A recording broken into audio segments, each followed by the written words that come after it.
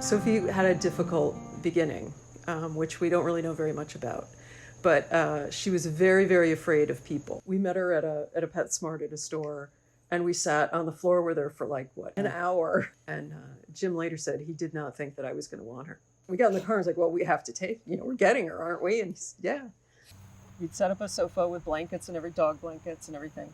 And she came into the house, ignored that, went down the hall, further away from us, to a sofa that had all my clothes lying on it, jumped onto my clothes, made herself comfortable, and that has been her sofa ever since. She wouldn't stay close to us. She didn't really want to be petted. She wanted to keep a lot of distance, which we were expecting because of, what we'd heard about her before we got her. She wasn't really the kind of affectionate, clingy dog that some other dogs. So it took quite a while for her to warm up to us. When we would feed her, you'd put the food in the bowl and leave the kitchen entirely and let Sophie have her space so that she could eat in peace and quiet. Obvious with Lily, what we yeah. Sophie was pretty easy. Sophie, because she keeps to herself. When you have a dog like that, when she starts to come out of her shell and she starts to want you to pet her, and now she gives me kisses, she licks my face. Amazing. It's so different from if you get a dog that does that right off the bat to one that you have to work with and you have to build the trust. And, the other day she rolled over and she showed me her belly. Amazing.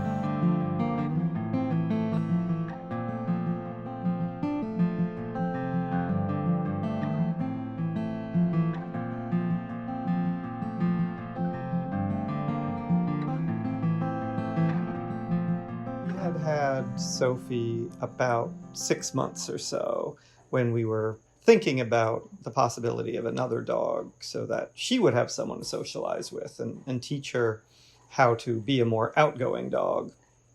And so we checked the rescue pages again and ran across Lily here. We always look there first to see if there's somebody who's a little more challenging because, we don't have kids and I'm at home. So it just seems like we have more capability to handle a dog.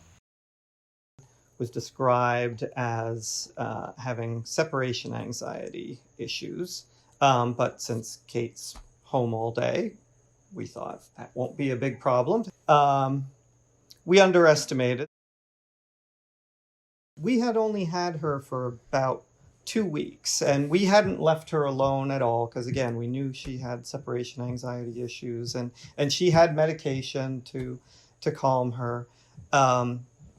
So we thought we would try by just going away for a short time. So we went out to lunch. When we got home, she was waiting for us at the front door when we opened the door. And we said, we had put you in your crate, your very own crate with your very own blanket, the one she had been in many times before. But she chewed her way out of it. She chewed her way through the hard plastic crate. In less than an hour. In less than an hour. Well, we got a second crate that was an all metal wire crate about 2 weeks or so. We thought we would try again to leave her alone for a bit.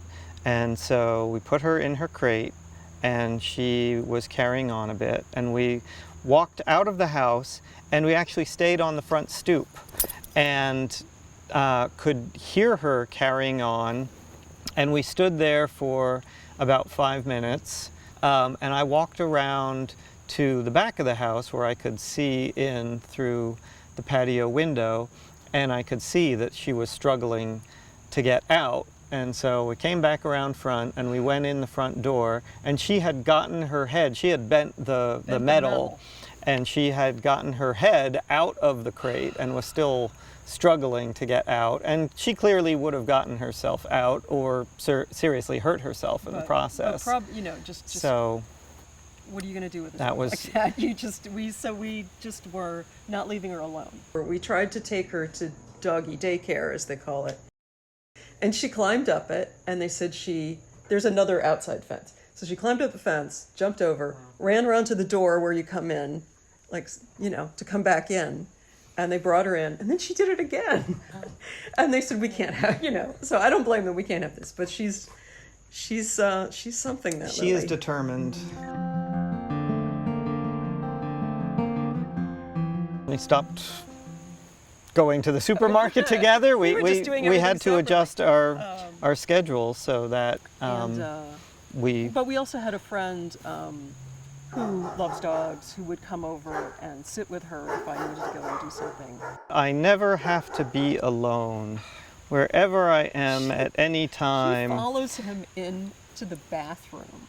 She is referred to as my shadow. She will lie on the floor in the bathroom when he's showering, which is just funny. They are funny. I mean, that's another thing. Is maybe not everybody would think what they do is funny, but we do.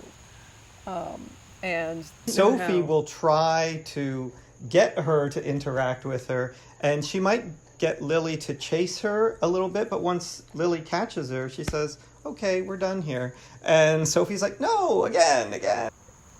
As you watch this piece, I think the thing that I would like people to take away is that, if you can't tell, dogs are wonderful companions.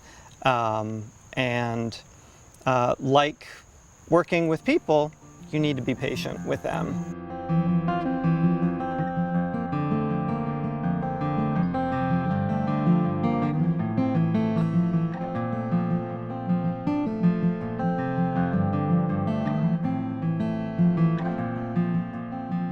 I'm always bringing dogs home, to their homes, not my home. But no, if you can, I think it's good to give a dog a home. Try a dog that, might have some challenges, and that might make it a little more complicated for you, but it's so rewarding when you have a dog that maybe isn't going to get adopted by anybody else. As I always say, we all have problems. If you were going to write a description of yourself, like when they have the descriptions of the dog on the internet about what's going on with them, nobody would adopt any of us. Think about it. We've all got our issues, and if we were described that way, nobody would adopt you.